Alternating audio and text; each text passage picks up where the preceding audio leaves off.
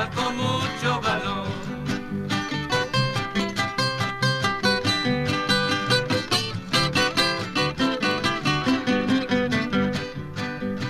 Tengo mi orgullo y machismo, mi cultura y corazón. Tengo mi fe, diferencia y lucho con gran razón. Yo soy chicano, tengo color, puro chicano, hermano con honor. Cuando me dicen que hay revolución, defiendo a mi raza con mucho valor. Tengo todita mi gente para la revolución. Voy a luchar con los pobres para que se acabe el dolor. Tengo mi orgullo, tengo mi fe. Soy diferente, soy color café.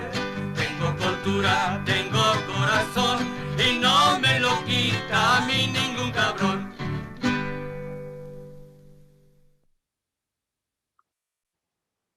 Okay, folks, good afternoon. Let's go ahead and get this started. Today we have two guest speakers, and we are going to be focusing on the Chicana and Chicano civil rights movement of the 1960s and 70s, okay? So for all those who laid down the road, the path before us so that the rest of us can be where we are today with much gratitude. I do see Diane, are you with us? Yes, I am. Okay, thank you. And Arturo, are you with us? Yes, I am. All right, good afternoon. Thank you so much for joining us. So I'm going to go ahead and introduce Diane first, and then we'll have a quick Q&A with her. So please write down some questions or comments. I may just call on random people. So be ready for that. Keep your chat open in case I call on you. And then we'll do the same thing with Mr. Arturo Rodriguez, okay? So if you just allow me, I will go ahead and introduce our first guest speaker. Okay, so Diane Velarde-Hernandez is a Chicana baby boomer who was raised in Pacoima by a single mom.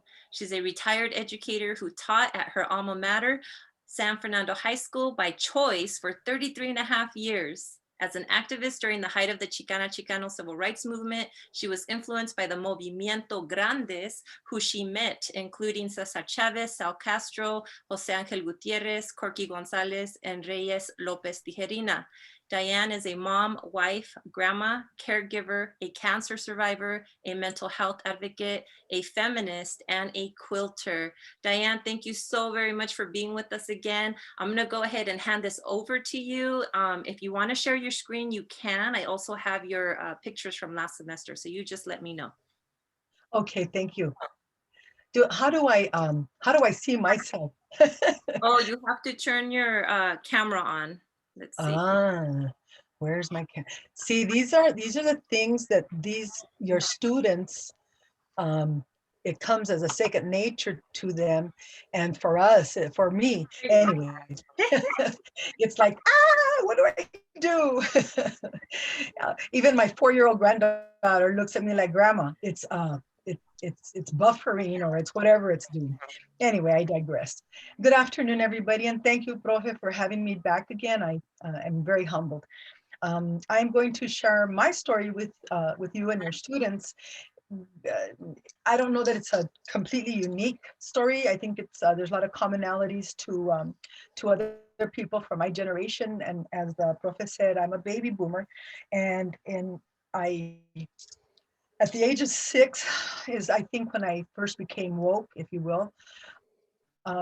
My cousin, my prima Carnala, she was born in Santa Paula, and I grew up in Pacoima, raised by a single mom, as the Profe said. She and her family moved to Pacoima from Santa Paula, and when they came, I was in first grade. I was 6. She's like 2 weeks older than me, so we're basically the same age. She only spoke Spanish. She did not speak English. And as a 6-year-old in first grade, I saw how she was treated by the adults and by other students for not speaking Spanish. And I internalized that and decided, at least in my mind, I decided I'm not going to speak Spanish. I saw that it wasn't valued. I only spoke it at home to my grandma and my tata, and both my grandmas. And anyway, so that always was with me. I went to, growing up in Pacoima, I went to Pacoima Elementary, where my mom and her siblings had gone. My mom was born in Santa Fe, Nuevo Mexico, as was her mother, my maternal grandmother. They are manitas. I consider myself an honorary manita because I love Nuevo Mexico. But they came to California in the late 30s. They lived with a family in Chavez Ravine. From there, they moved to Van Nuys, and then my tata bought a lot in Pacoima for $50 and really didn't know how he was going to pay for it, but sweated bullets about it. And then built a little casita. Basically, it was one big room, and we had a cortina that separated it, made it a two-bedroom. We had an outhouse, and we had a cocina that was separate from the main house. So I grew up there with my, very fortunately, we had my grandma, my grandpa who took us in, and coming from a broken home, that in itself has its own experiences. But by the time I got to junior high school, I was in my history class, and I'm reading about Promontory Point and how the two railroads from the East Coast and the West Coast met in Utah, where the Golden Spike was nailed in. And in my textbook, it talked about the Chinese and the Irish railroad workers, which is true. But it was like, I kept like thumbing through that chapter. Where the heck are they? Where are we? Where are people that look like me? Where are people like that look like my tatas? And I knew they worked on the railroads because I had pictures of them. I had photographs of them. I had photographs of them working in the mines. It was like we didn't exist. And that bothered me tremendously. Uh, Cutting forward a little bit, now I'm like in almost in ninth grade. And I'm walking down Van Nuys Boulevard in Pacoima, and being the nosy that I am, I come across this storefront that has this different looking illustrate or a bird in its window. And I went inside to find out, what is this? What are you? You're in my community. Who are you? And I found out it was the United Farm Workers logo. And they began to tell me about the United Farm Workers. And it was something that I could relate to. I fortunately never had to work in the fields. My mom did, but she would make me laugh. She goes, I work a row or two. She goes, I make enough money to buy myself a pickle and a teen romance magazine, and I was done. So but my tata, I remember going with them for Thanksgiving to Bakersfield. He was picking cotton. He picked many different crops. He did a lot of different things that many of our people did and contributed in the growth of this country. But I found out about the Farm Workers Union, and I wanted to become a part of that. And I was very fortunate in being raised by two very progressive women, open-minded women, and they supported me in my desire to be a part of this. And I would I would go to the local Safeway, to the local markets, and boycott and carry the picket signs and ask people not to buy grapes. And so I participated in that. And sometimes my mom and my grandma would go with me if they had time to go as well. So I was very fortunate in that. At that same office, I met a young man at that time, Oscar Castillo. Oscar Castillo is a very prominent, renowned photographer now. As a matter of fact, he has some of his photographs in the Smithsonian Institute. But Oscar at that time was a photographer for an upcoming magazine, and that magazine is Gonzalez. Gonzalez magazine, which some of you may or may not have heard of. I have a couple here that I'm just going to show you some photographs of. My husband did the illustration for this particular volume. And then here's another one. There were only about 8 of them that got published, but Gonzalez magazine that I got introduced to at that farm workers office was the first time that I recall ever seeing pictures and photographs of people that look like me and look like my community, and reading stories that I could literally identify with. And when I laughed out loud or I cried, it was because I shared some of these experiences. So I got to meet Oscar, and I also was introduced to the artwork of this artist. His name was Cesar Hernandez. And I thought, oh my God, I was so impressed with his work. He was just an awesome artist. Anyway, later on, he is still my husband, but he became my husband. So now I'm in high school. And it may or may not seem like a lot, but at that time, girls were not allowed to wear skirts. We're not allowed to wear pants to school. We could only wear skirts or dresses. So it incensed me that it was cold in the winter and we couldn't wear pants. So I organized some of my friends, supporters of this cause, if you will, and there was a similar uprising throughout the LA Unified, and we were able to march with or go to the Board of Education and challenge this. And they finally changed the dress code. It was a small thing, but it taught me that we can change things. And I think that's, well, that's part of what my message is today, for each of you to evaluate what is important to you. What do you want to see changes in? How do I do that? What do I need to do to get there? And that's going to be a constant throughout my discussion here. Because for me, it was participating in those things that I felt would make a better community, a better life for other people, and not just for me, but for other people as well. So I got to meet Cesar Chavez on one of my trips to Delano, to Filipino Hall. And by the way, one of the first of the Filipinos marched out before the Mexicanos did, and that was Larry Itzalong. And he needs to be given the props that he deserves, because they were the first ones that went out even before Chavez. So I got to meet Chavez. Of course, I got to meet Dolores, and became familiar or introduced to the Teatro Campesino. So I got exposed to all of these things. I lived in Pacoima, and I was maybe about between 8 and 10 miles to what is now Cal State Northridge. At that time, it was San Fernando Valley State College. And as a high school student, I would ditch school and sometimes go hang out and sit in on classes at the college. And then I found out that they were going to have this guest speaker. At that time, Mechat still didn't exist. They were talking about like 1969. And it was UMAS, United Mexican American Students. So UMAS had a guest speaker, and his name was Sal Castro. And I got to meet Sal, and Sal was the teacher from Lincoln High School who was charged with 10 counts of conspiracy. Because the students walked out. They're called the student blowouts in 1968. Myself and about four or five of us, however many we could fit into the car. You didn't have seatbelt laws then, so we kind of would stack up and go in the car and go places. So we went down, we ditched school and went down to Lincoln Heights to participate in the student blowout. So I got to participate in that.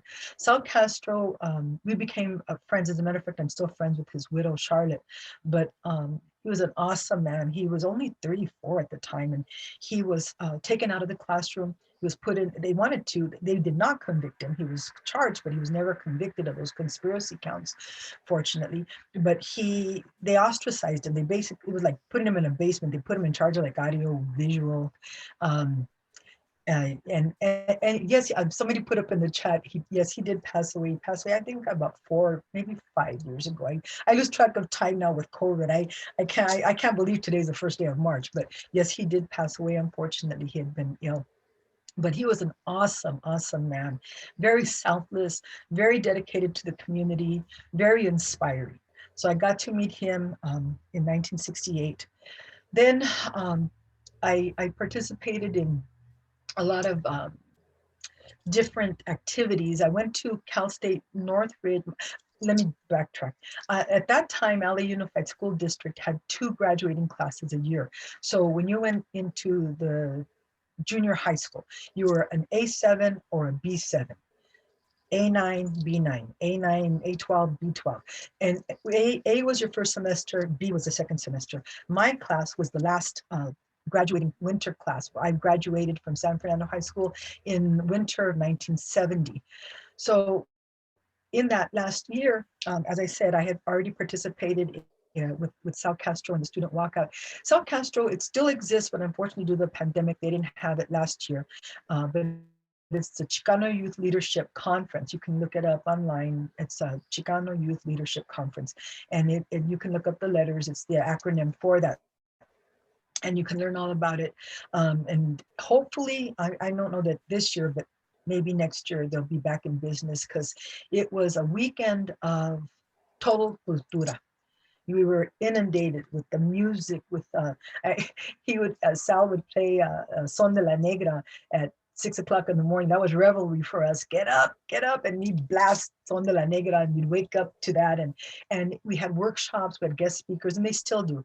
It's a very, very effective program in terms of connecting those people who, as many of us as Mexican American, Chicana, we live in two worlds. We have one foot in one. You have a hamburger in one hand and a taco in the other, and you love them both. And you either stumble and fall on your battle both of these worlds. And I feel fortunate that I learned to straddle both of those worlds. I was always in at that time they would have tracking in the schools, and tracking is where you were identified by quote unquote intelligence tests, scholarly tests, and you were put into these classes that were more challenging, or if you were not considered to be a capable student, you were put in classes that were more watered down, if you will. Anyway, I was always in those higher classes, so I got to take, the honors English, and I only went up to geometry, took algebra 1 to geometry, because math was not my thing. But I mean, I could do it, but it was like not my thing. But so you're in school, and you're already being tracked, and you're already, in some ways, your path is being paved for you. Having counselors in junior high school that said, well, you maybe don't want to be a teacher. You should think about being a secretary. It was like, oh, no. Oh, no, no, no. You some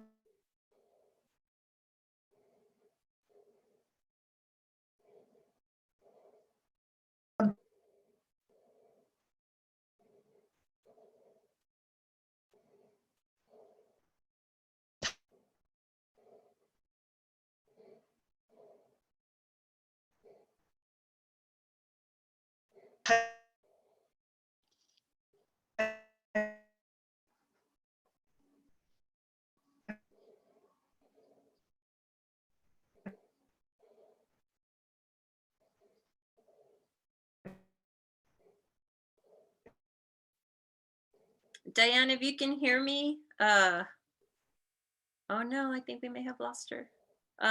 Yeah. Diane, if you're still there, you're very glitchy. I don't know that you are still there. I don't think she is. Okay. Hopefully she'll reconnect with us soon. Just a reminder, folks, to keep yourselves on mute until you're asking a question or anything like that. Well, we don't hear any background noise. If I see that you're unmuted, I'll probably just go ahead and mute you for you. So just know, in case you're muted, that's why. And then hopefully she'll come back and join us. But I do want to call your attention to her story about being tracked in school, right? And what that must have been like back then. And then maybe trying to connect that with any experiences that you yourself have gone through with regards to being trapped in school, or any teachers or counselors who maybe discouraged you from following a path that you felt you were capable of, or not encouraging you just to pursue something that you're able to. I'm going to suspect that a lot of you figured it out anyway, because here you are at CSUCI. But, also just thinking about folks that you may know, some of your friends or relatives who didn't have the same experiences, right? And had to jump many more hurdles. I'm hoping she can join us back. Oh, no. Oh, she's back. Okay, somebody said she's back. She's back, but she's just muted still. Oh, you're muted. Okay, so I'm clicking on ask to unmute. Okay. There we go. Can you hear me now? Okay. Yes, welcome back. I don't know what happened. It just went blank, and then I had to call my daughter because I was like, what do I do? I panicked. But anyway, so I even forgot where I left off. So I think I was in high school. in high school, San Fernando High School at that time was the most integrated high school in all of LA Unified School District. And unfortunately, we had a lot of different issues, and we had a lot of issues between the Blacks and the Chicanos. But I was talking about being a Chicana straddling two worlds, and it's very important to learn how to be successful in those. And well, for me, it was. All of us have to choose what's important for each of us. For me, it was. I was very proud of who I was and who I am, and there was because to turn my back on that, even though I had internalized not speaking Spanish as a child, I always had it in me, and it came out, and I consider myself to be fluently bilingual. I can read it and write it, and I can't write poetry or things like that, but I can certainly I was able to communicate with the parents of all my students, fortunately. As a matter of fact, I'm proud of the fact that I still get notes from some of my former students. One of them is a doctor in the Bay Area. She's at a hospital in Oakland, California, and she texted me last year, and she said, "I just want to let you know that you're one of the reasons why I can call myself Dr. Sandoval." I was able to get that her daughter, Veronica, saying my connection is unstable. So anyway, hopefully it doesn't happen again. But I'm gonna just quickly ask everyone to go ahead and turn off your cameras, because sometimes that helps, so it's not taking up so much bandwidth. So go ahead and turn your cameras off, and then maybe that might help. Okay. Okay, Diane, go ahead. Let's see if this works better. Okay, sorry. So anyway, so I was in high school, and I met Sal Castro. I went to the Chicano Youth Leadership Conferences. I started a Mayo at our high school, Mexican American Youth Organization. We started the first Chicano Studies classes. We demanded Chicano Studies classes at at that time, they were Mexican American Studies, at our high school.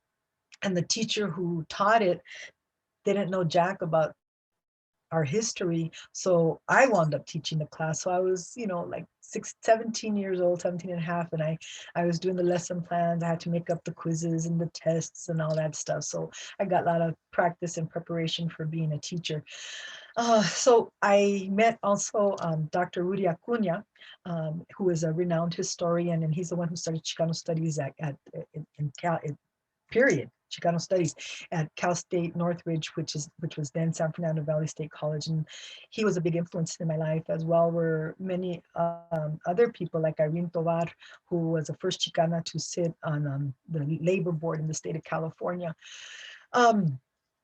So I went to Cal State Northridge.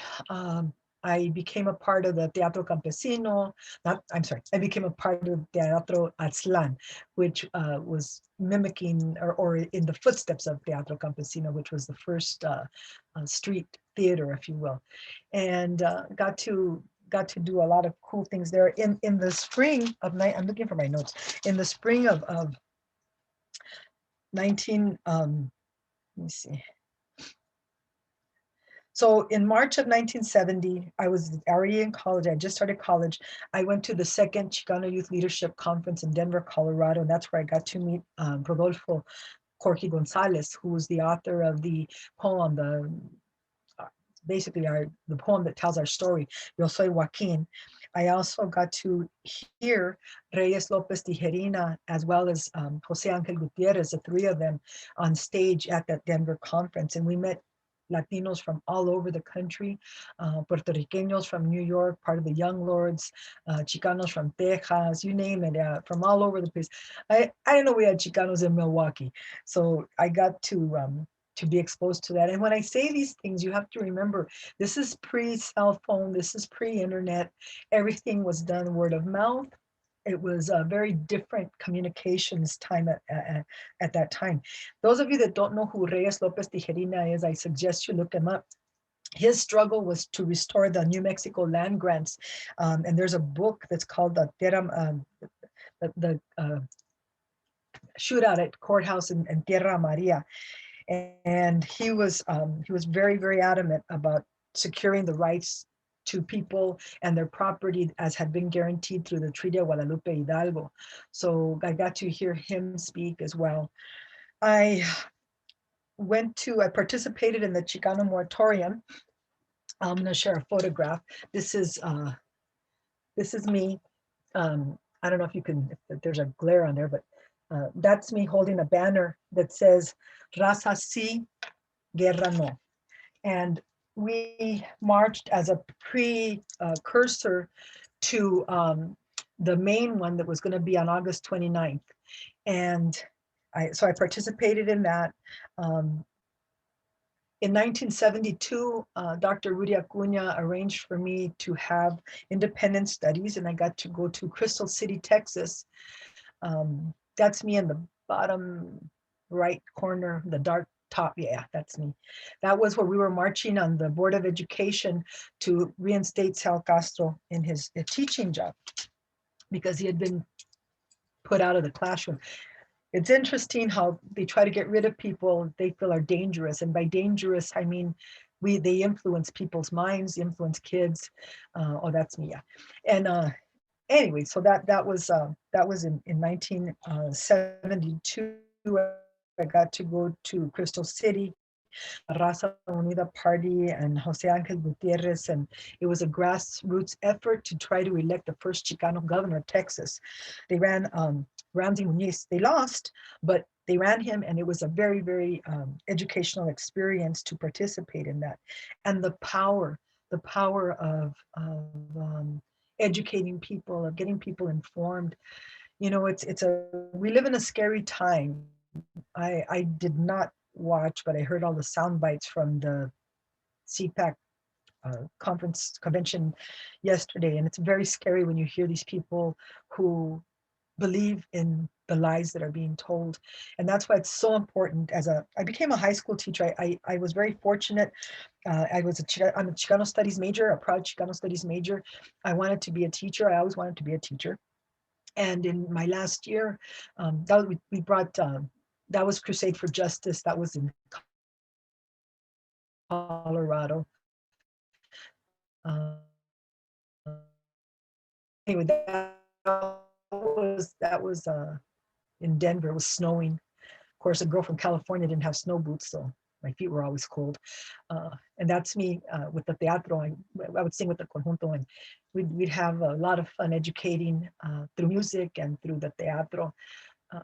Our message, and like the song that you played at the beginning of this class, Yo Soy Chicano, that became our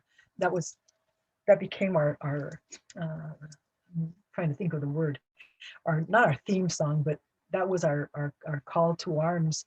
And it's a good song because you could add so many stanzas to it with the lyrics and stuff, and many of them are still very pertinent today. So Rudy Acuna and several others wrote a grant to the Ford Foundation, and I became one of the students that was selected to participate in OCT, Operation Chicano Teacher. And the mission or the hope was that that this program would educate as many of us and arm us to go, when I say arm, I mean with knowledge, to go into communities to change schools from the inside, or at least to be an influence. You mentioned when you introduced me that I taught at San Fernando, which was my alma mater. It was also my mom's and my tio's alma mater. My daughters went there as well. We're like 3 generations of Tigers. It's important that we all, I'm getting distracted. I'm looking at these pictures that you're putting up.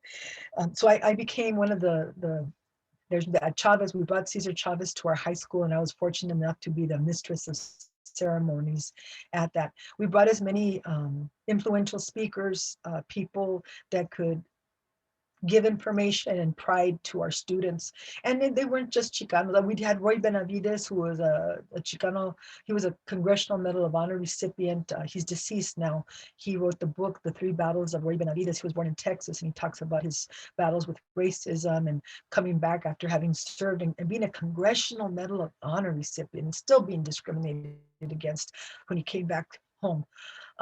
It's important that we get these stories out there. We also had one of Dr. Roberts, who was one of the Little Rock 6, who integrated the schools in the South. I was able to communicate with him. He was at that time a psychologist in Pasadena, and he spoke to our students. But we would try to bring in as many different people of different backgrounds and bring primary sources like you are now, Profe, bringing to your students primary sources. You know, our generation, we did our thing. We're in the autumn of our lives, and it's important that if students are interested, that we share our stories with them, because we are primary sources, and we're not getting any younger. Anyway, so I became a teacher. I did a lot of things at San Fernando. I never became an administrator because that was not my thing. I'm so smart that I would do administrative jobs, and I mock trial program. I took students to different activities and competitions with the county. And I think in that, part of what's important is that I know I'm never going to be in history books, and that's okay. That was never my goal, never my intention. But one of the things that for me is very important, and a very important message to you, is wherever you are, whatever you choose to do, that you act as a conduit, that we act in a humane way, in an empathetic way, in a way to be, extend a hand to help people to get what they need. And that for me became my mission. My mission was to help provide access to resources, or to direct people. If I didn't have the answer, I would find it for you, or try to find it for you, or direct you to someone who could give you an answer. And that's really what it's about, in my opinion, is to help each other to not only be better ourselves, but to better our communities, to help our communities. And there's so many things right now today that we need to have as many people on board to help others as possible. So I taught at San Fernando for 33 and a half years by choice. It was a wonderful career. I loved it. And I hope that you, as young people, will find that which is your passion, and be able to be happy with the work that you're doing, as well as being contributors to our society and to making our communities better. Because we have a lot of things that need to be addressed. A lot of our raza are not getting immunized with the vaccine. We have the children that are still need to be reconnected with their families, and those that aren't, how can we help them? We have climate change. We have all kinds of issues that you can get involved in. And it doesn't matter which one. Don't feel pressured to be a part of something if your heart's not in it. You have to have your heart in it, and you have to then have that passion to figure out, how do I make this better? What can I do? I married, as I said, Sergio Hernandez, who was an artist for Gonzalez. We have 3 daughters. We continue to try to be as active as we can, given our health constraints, and also now with the pandemic, with a lot of limitations for everybody. One of the things that I participate in now is a group called Telas. It's the East Los Angeles Stitchers, and yes, I drive from Acton to East LA once a month. Well, not now. We haven't had a in-face meeting in over a year. Behind me is a quilt that I made. She's a Katrina.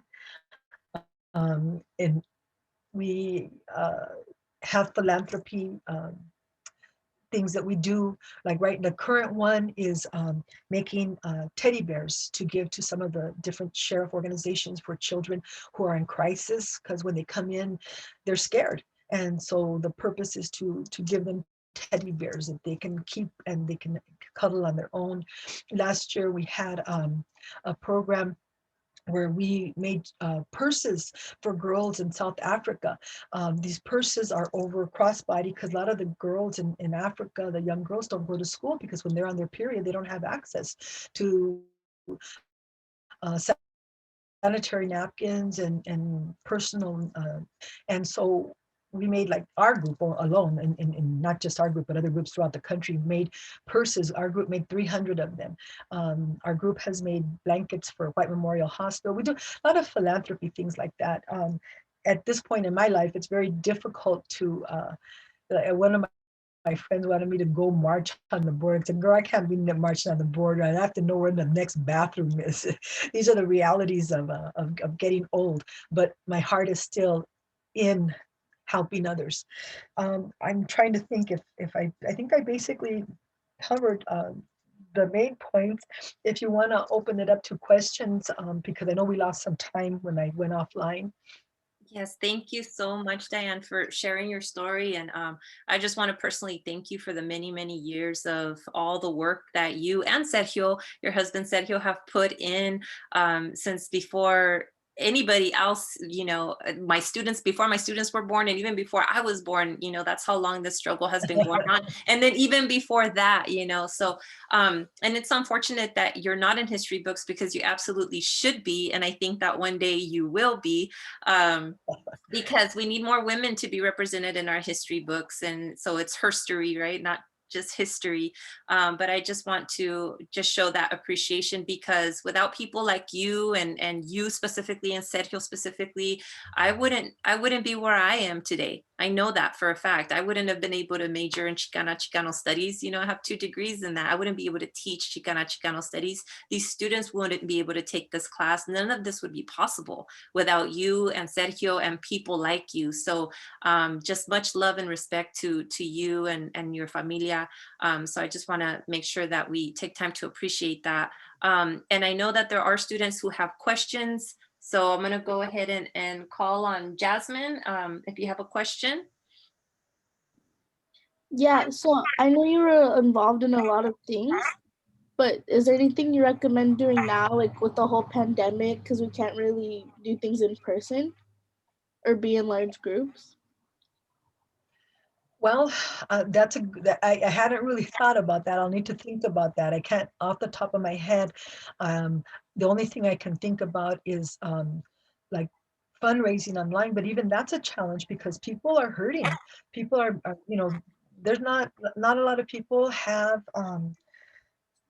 surplus money to donate. So things that in your local community, find out where there's a need. Find out, you know, even just little things like in your community, do people need rides to a store? Do they need groceries picked up for them? Or, you know, those things. And of course, remaining as safe as you can to do that. But you need to find those agencies that are doing those things, providing food banks, even clothing.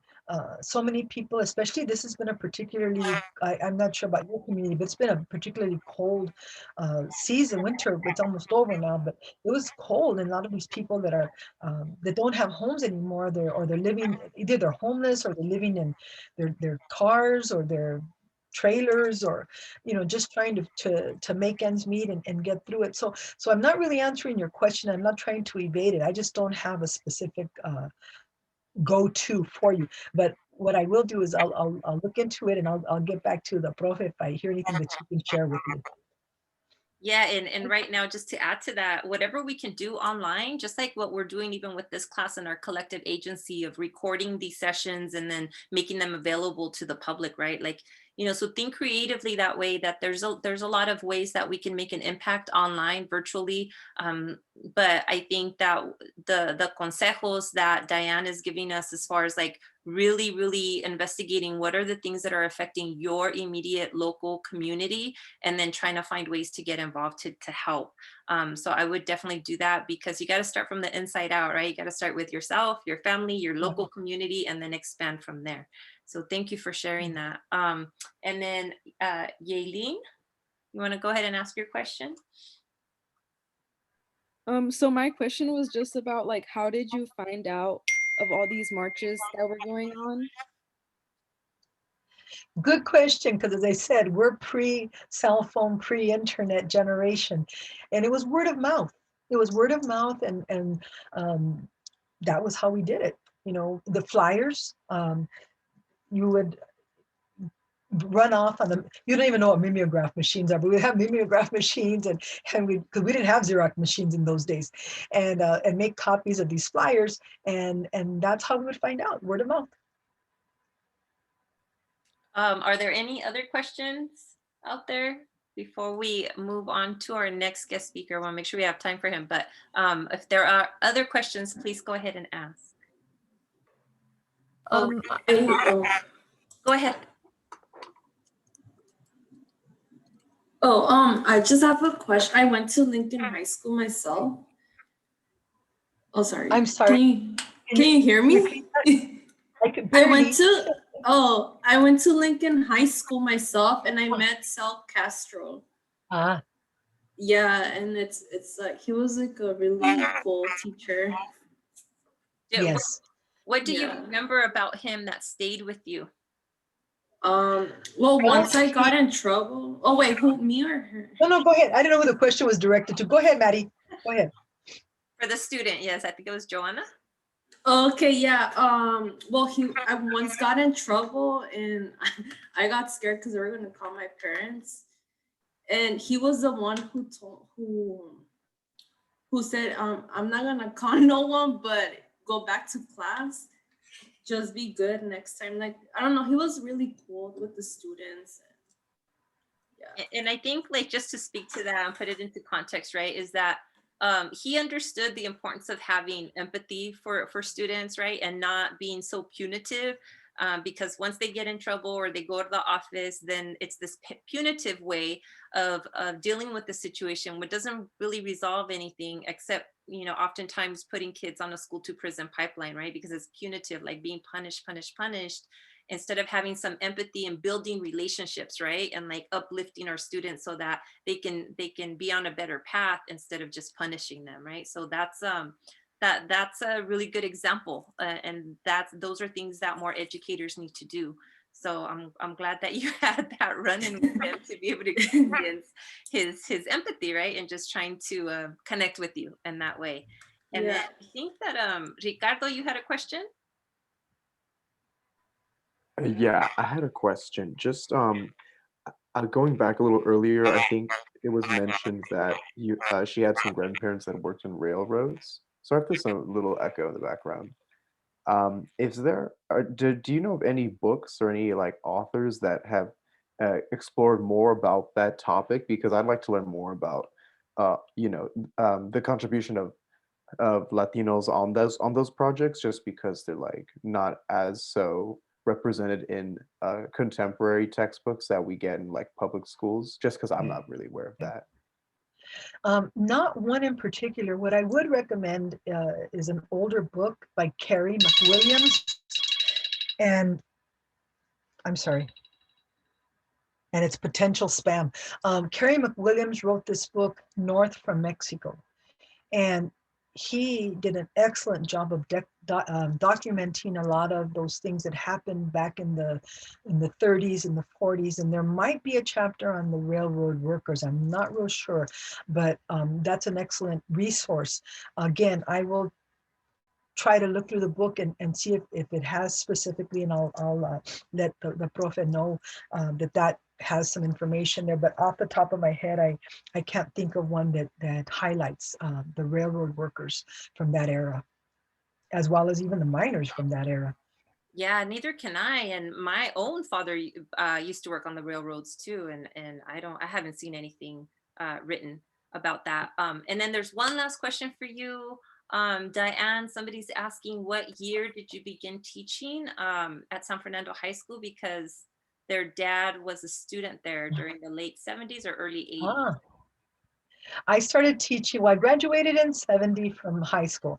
Then I graduated in 74 from college, and then another year to do my student teaching. And then I was so sick of school that I went to work in the community. I worked, actually, I started programs at the San Fernando Valley Gardens, the projects, and there were 3 local housing, one was the official housing project, San Fernando Gardens. The other 2 are privately owned. I don't know if they later became Section 8, but at that time, so I worked there, and I started teaching at San Fernando in the fall of 1976.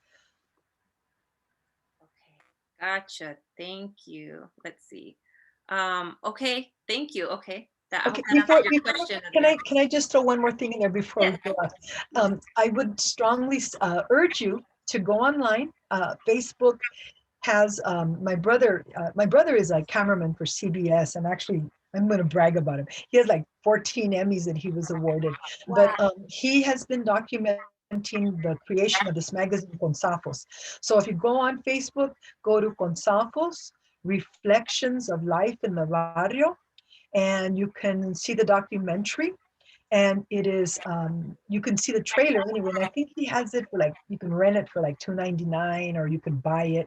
There's also a soundtrack that goes with it. Michael Neal wrote a soundtrack, Somos de América, Somos de América. So just a commercial plug in there to go online to learn more about this magazine. It was the first social political magazine, and as I said, the first thing that I saw in print with stories that sounded like my stories, that people that look like me, artwork that I could totally relate to. So anyway, thank you for the opportunity.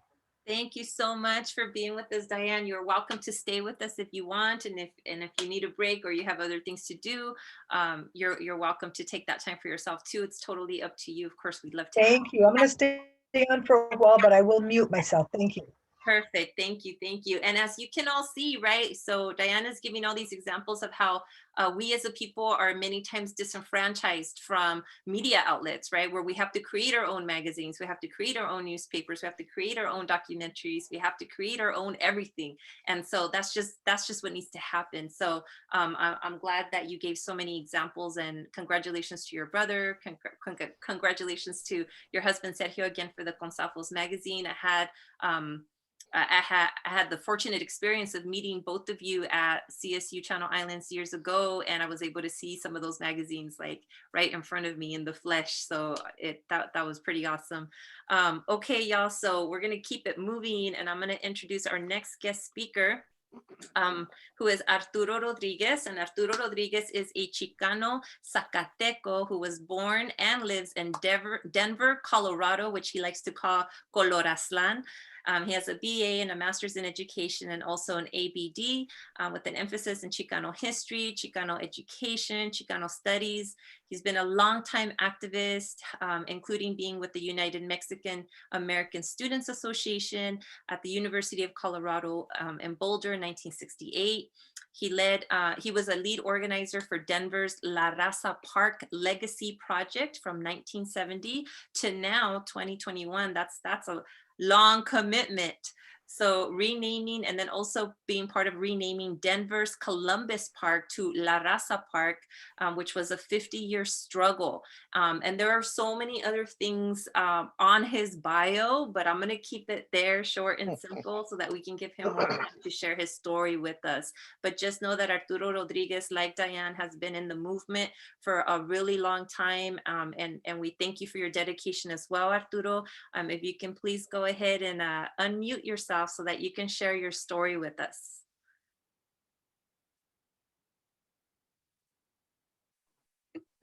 Hello, this is Arturo. Hello. How are you? I'm good. Are you coming in under the name of Barry? I don't know. I guess so. Is there a way for you to unmute your camera?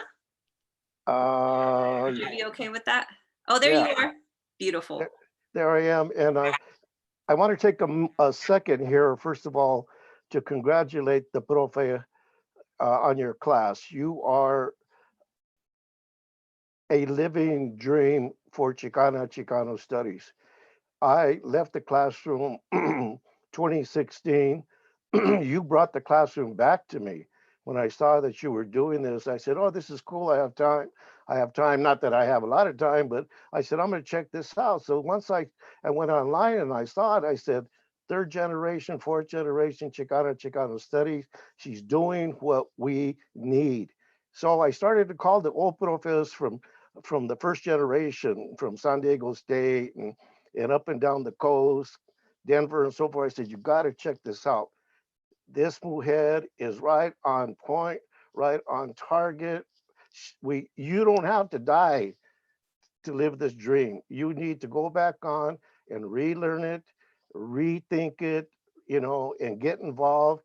I said, I have been promoting the class, and your structure is what we want, utilizing the state-of-the-art technology,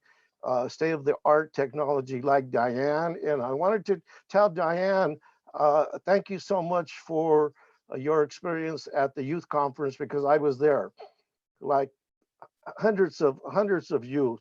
You know, we met each other, but yet, you know, I kept saying, well, who is this woman? I heard her. I heard you the last time that I saw your picture. So I photographed the picture. And so I have it in my archives for the Denver Chicano Movement Legacy Project. So now I have a name to a photo. And this is how we do things. Like you said, we are pre-technology, but yet we were not pre, because our ancestors had and came from a scientific technology basis. That's how the pyramids, the concept of zero, our languages, our foods, our way of life, that is a scientific way of living. So I want to thank our ancestors for this knowledge that we have to share with the world, because we always said during the Movimiento Chicano, if it was good for Chicanos, it's probably good for the world, because we are a representation, as we were taught by Rodolfo Corky Gonzalez, and I was very blessed to work with him and struggle with him till his death. Saw him moments after he passed on. I was married to his second oldest daughter, gave him his first grandson, worked with him in some very glorious times, but also some times that were not glorious. We were talking about a struggle for liberation in Denver. The National Chicano Movement struggle was and is a struggle for life. It is a struggle for our humanity. And so I was very blessed to work with Corky, but then I was always also blessed to travel this road of education and being at the right place at the right time and the wrong place at the wrong time. But things were happening, and like Diane, we were the adventurous kind of a generation where we knew something was wrong, and we maybe couldn't articulate it like we do today, but we did articulate it.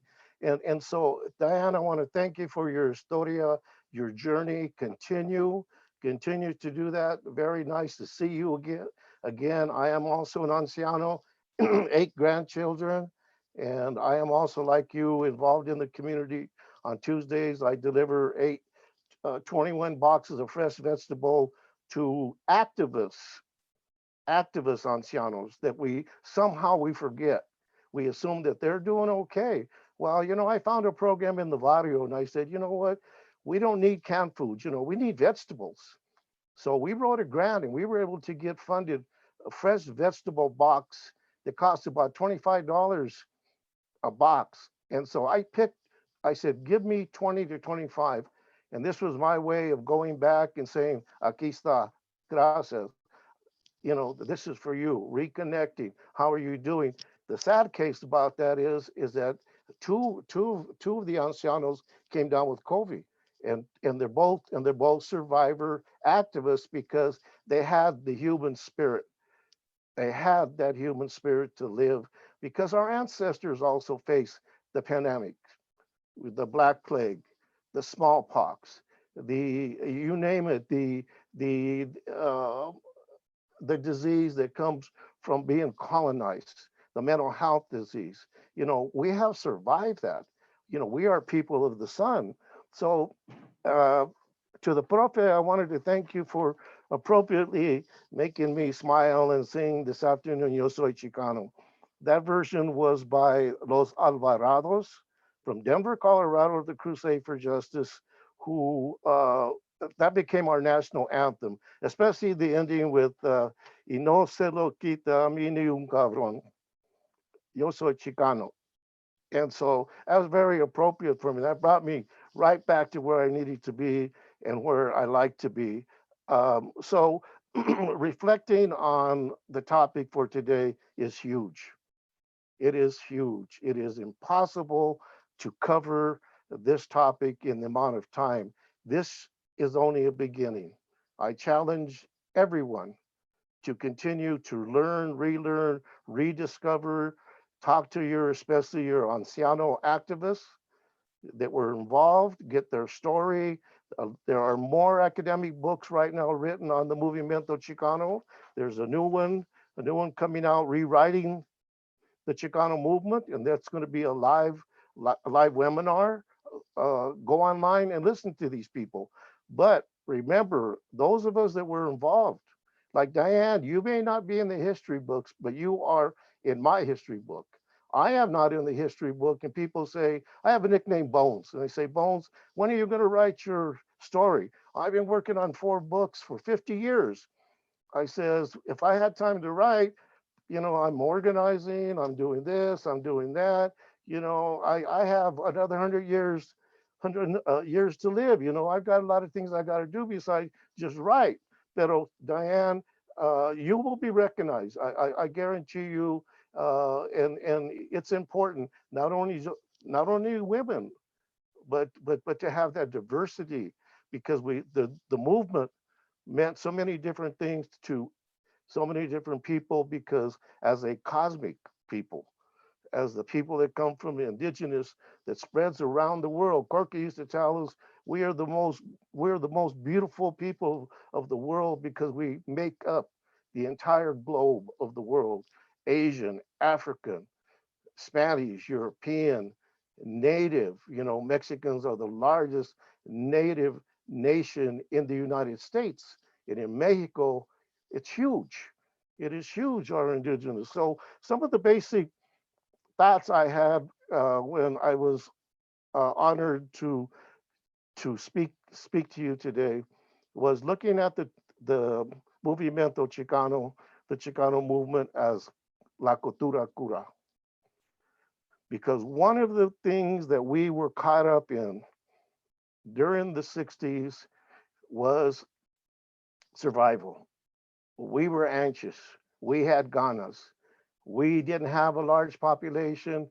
We had some charismatic leaders, Rodolfo Corky Gonzalez, Cesar Chavez. You already mentioned the land grants movement was huge in 1967. Other leaders that came later, we didn't have time and take time, although we talked about it, but we did it through a different way. We did it through teatro and danza, but that actually came later. But I looked at the Movimiento Chicano when I got turned on, and what I call, and think about this, what is your movement moment? When do you realize in your life that you are involved in something historically? I'm 72 years old. When I had my movement moment was when I was in high school and I was resisting against the war. When I told my mother, if I get drafted, I'm going to Mexico or Canada. I am not going to war. And she says, I will support you. I was lucky that I was an alternate to the United Mexican American Student Program at CU in Boulder, that Black students and 2 Chicanos out of 20,000 students protested for more diversity. I was the alternate out of 50 students, 25 Blacks and 25 Chicanos. I got a call on a Friday night. Are you ready to come? We have a spot. And I didn't even have a suitcase. I traveled like my ancestors. I got a box, a string. I will either see you, here I come. I was not college material, yet I was college material. I made my last year. I graduated from high school twice, 67, and I was short of credits. So I stayed in high school. And I said, well, you know what? I gotta learn. I know I can do something. I know I can. My mother would call me her profe, and she used to clean houses for Jews. And in middle school, she brought me a briefcase. So she goes, you carry this to school, Ito. So I would, and I would get beat up because that was being a square. That was being a white guy. That was not being in the barrio. That was not being farm workers like we were, and so forth. So she saw me go to CU. She never saw me graduate. In 1970, she died of cancer. And I was well entrenched in the Chicano movement. I was on my way to a journey, a lifetime that was incredible, meeting thousands of people from Puerto Rico, Mexico, the United States, speaking many times, because Corky couldn't be everywhere. And I had a little act of telling stories, and the experience in the Movimiento. So I got to speak in 21 universities across Aztlan and across the United States. If it were not for the Chicano movement, I would not be who I am today. And who I am today is a successful human being who La Cultura Cura gave me guidance, gave me hope. When I was in the classroom, I used to love teaching like the style that the prophet is teaching. You engage the community. You bring in those resources. You work with students. Nobody is going to fail my classes, I tell them. I will not let you, it's impossible. I will come to your house, just like my professor came to me when my mother passed away from Texas, who was teaching at CU Boulder. And he came to my house and he told me, Bones, stay in school. Stay in school. And I said, I plan on staying in school. I need to heal, and a mother that raised 9 kids, I was going to do it because she called me, she believed in me, so the Movimiento gave me the militancy and protests of the Black students and those 2 Chicano students that opened the doors for us. And it was a great responsibility. So, in 1968, when I went to CU, we had no history book. There was North of Mexico was barely being released. Yo Soy Joaquin, Corky Gonzalez was our history book.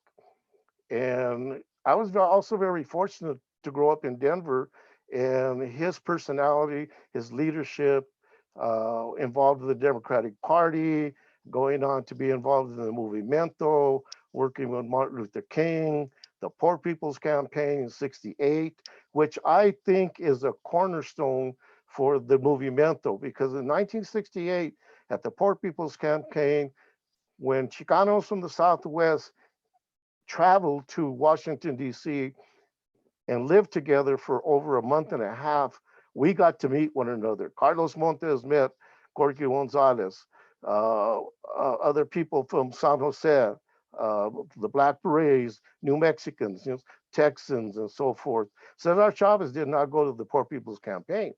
So it was at the Poor People's Campaign that Corky writes and delivers the Plan de Barrio. And the Plan de Barrio was a strategic plan for economic development and most of the issues that we face today.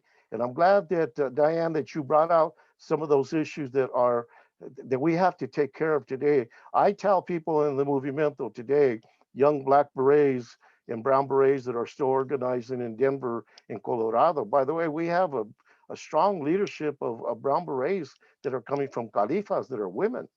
And they're doing some right on things. They're danzantes, they're spiritual, they're warriors, they're the entire enchilada, and so it's really cool. I tell them, you know what? Our number one issue right now is health. We must overcome this pandemic, and we will. We will. We do the right things, and we know how to eat right. We know how to socialize. I've really looked at this pandemic as really a challenge of going back into our cocoon and going back into our metamorphosis and being reborn and reborn and reborn over and over and over again. So finally, when this butterfly flies, we are going to have the strength. Our indigenous ancestry tells us that. It tells us that we must suffer, but it also tells us that we will win this war through peace. And I strongly believe in that. Being involved in the Movimiento was a life-threatening situation for those of us that took the militancy radical strategy. By the time, by 1969, I was involved in 2 riots locally here in Denver. By 1970, I tell people I went to the National Chicano Moratorium, Peace March, and came home from a war. Forever changed my life. By 1971, we have repression. COINTELPRO.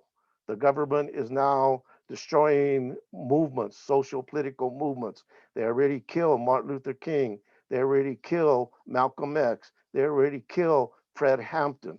They're assassinating leaders, but they cannot assassinate a people.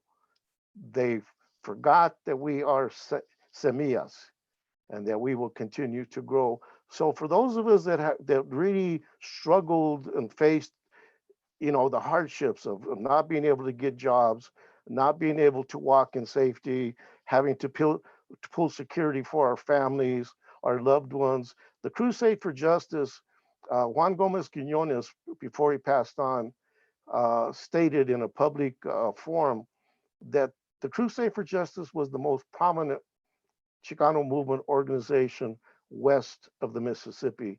And he was right.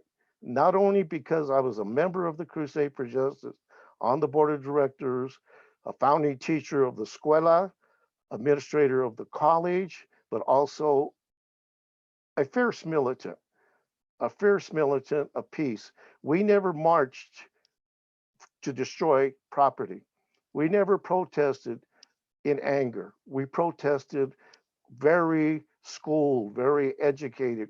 We had our security. We knew what we were out there for. We knew how to take care of ourselves. So we were very protective. We call that cultural nationalism, progressive cultural nationalism. Today, I think one of the new philosophies is revolutionary nationalism that I'm hearing. And this is very interesting to articulate, especially at the grassroots level, which is much different than the intellectual level. And so I would tell the students this, is that as you read books on the Chicano movement, you will see very little that is written about Denver. Denver is not as predominant as it should be. I once asked Rudy Acuna, who was one of my faculty on my PhD program, I said, Rudy, when are we going to write more about the Crusade for Justice? And he told me, Bones, we are not. You and Colorado need to do that. And that's one of the downfalls in teaching Chicano studies for over 40 years, is that we did not produce the cadre of writers, of documenters. I chose the creative model for my PhD dissertation, and that is I learned how to film. Video was just coming out. I wanted to document the school, Escuela Tlatelolco, in action. Document the students, look at variables of education. But most important, when the Crusade developed Escuela Tlatelolco in 1970 and called for teachers and students to come and community to teach at this school, I had already known that Chicanos didn't have schools.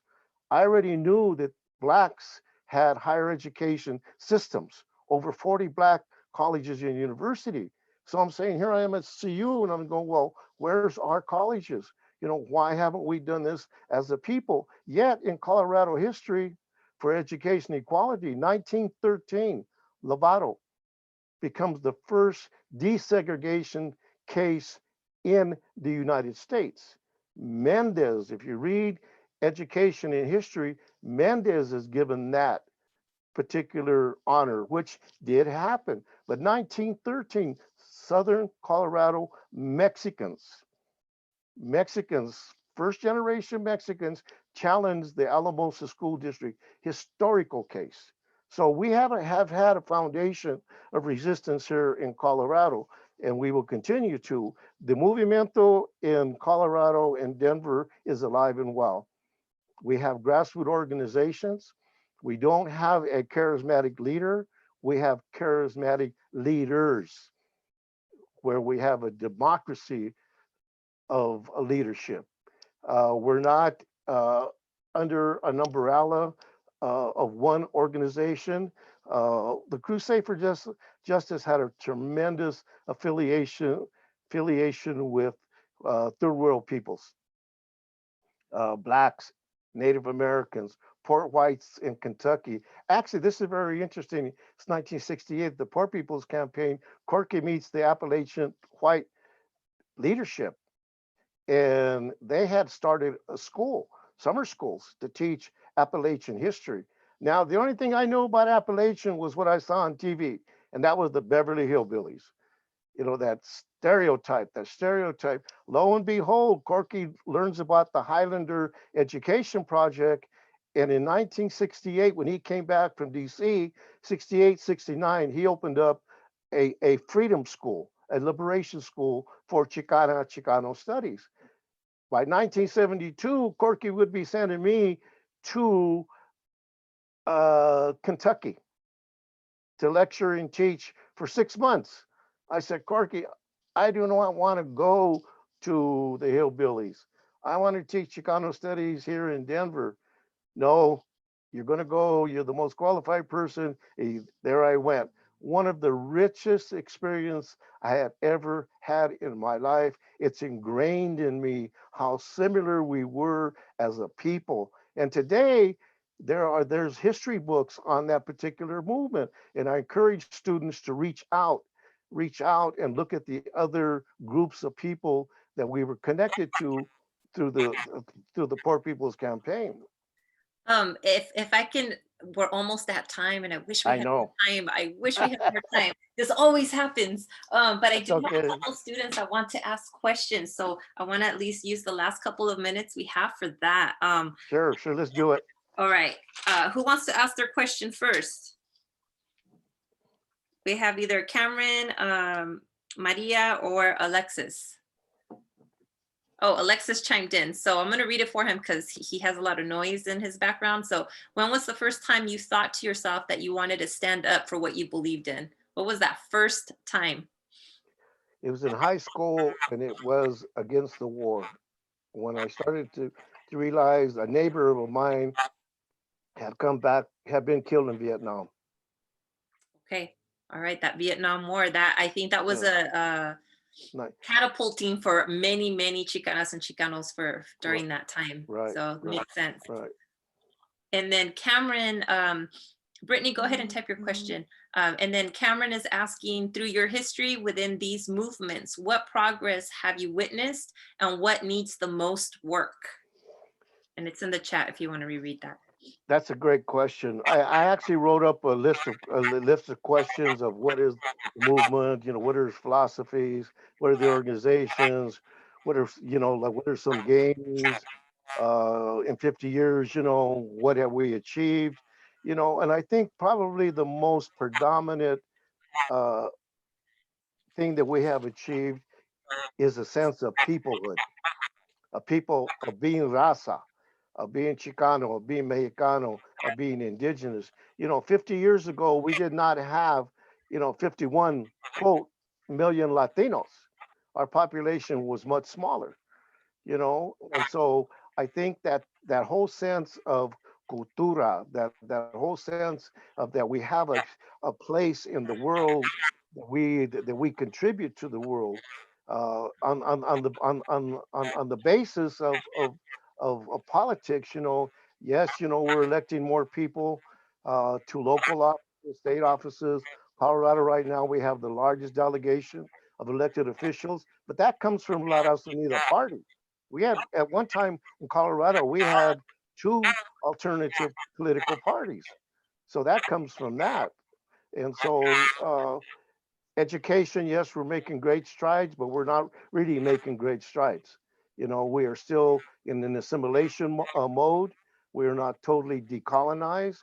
We are not teaching liberatory education.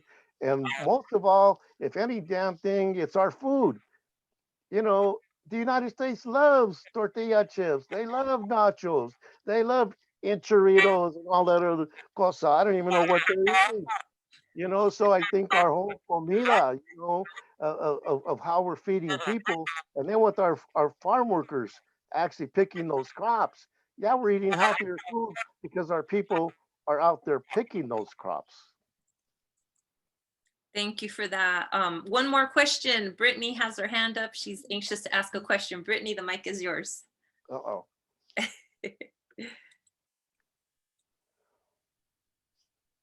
Brittany, are you there?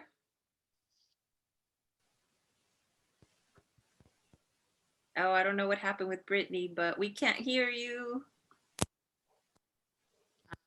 My question was really long, so I was typing it in the chat. Okay. I'll just go ahead and just enter it in right now.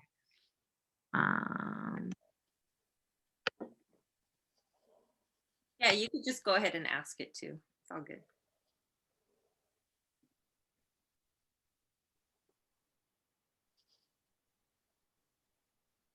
You want to go ahead and just ask verbally? Okay, sorry. There, got it. There it is. There it is. Okay, so this question is for both speakers. What is the reflection of the right trying to keep people oppressed while also claiming they are not the ones oppressing people? Great question. For them to go as far to claim that Martin Luther King would be ashamed of the current Black Lives Matter protests. We see them using the same tropes as back during civil rights movements, that it is communist or socialist. Diane, go ahead. Go ahead and unmute yourself, Diane.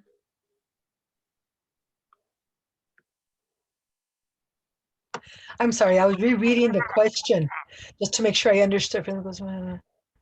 It's a huge one. Well, that's a great question. It's not a simple answer. I think part of the answer is in education. Unfortunately, a lot of these people that are raising these claims are not reasonable. They've already made up their mind about fake media, facts be damned. This is what I believe, and I don't care what you present to me. I'm not gonna accept it. So it's very difficult and challenging to try to use logic and try to the way I approach things, and I've always done this even with my kids when there's a problem. How do you want this to end? And so part of and when I would meet with parents and things, so if I'm trying to get you to listen to my point of view or to try to consider it, I need to not piss you off. I need to not put you on the defensive so you keep an open mind. I don't know how you do that with these people on the right that already think that, because they've already said, it's not my fault, I didn't do it. Nobody's saying that you did or you do. However, more people than others have privilege. And as Arturo said, when he went to the Appalachians, poverty impacts everyone.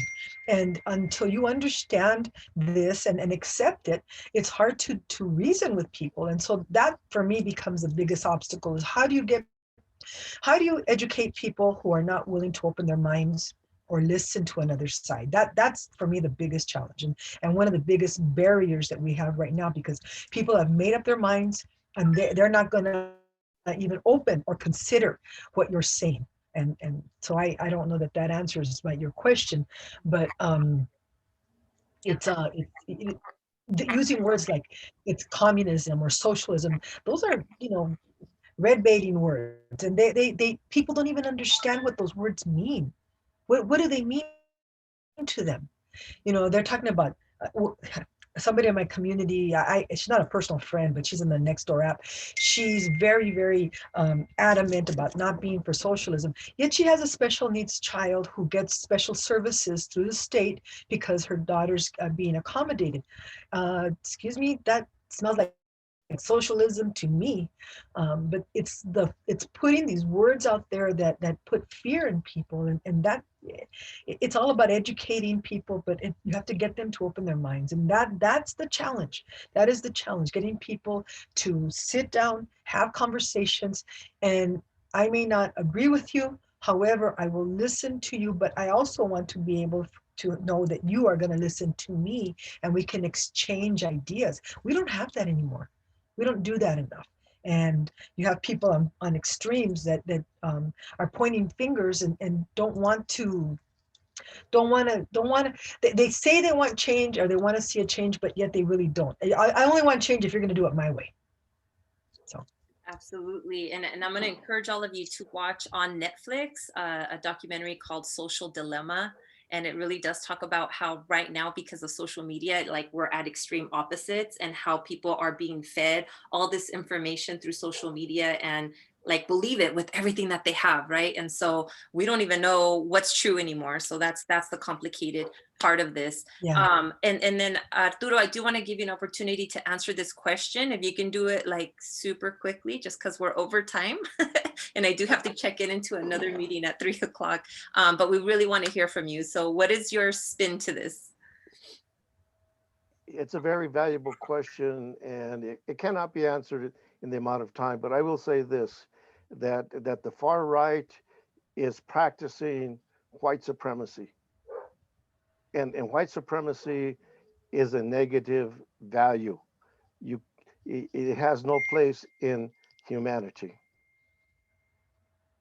Absolutely. Thank you. And those are good words of wisdom to end this with. And so again, I really, truly appreciate the both of you so very much. Arturo, thank you for your kind words and the way that you opened.